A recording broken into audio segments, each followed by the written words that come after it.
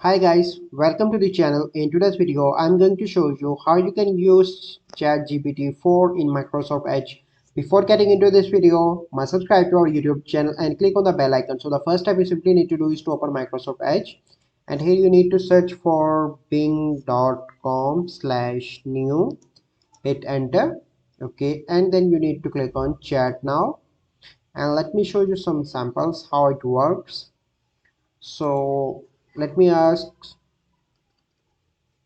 who is Elon Musk, for an example. Okay, and it will start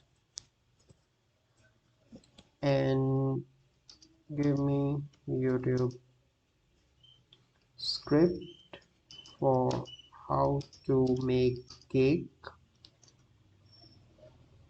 Okay, and here you can see that it is now working.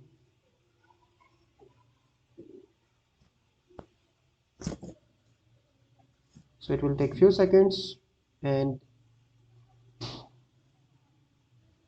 so let me clarify this. Okay, and it will start responding in few seconds to me.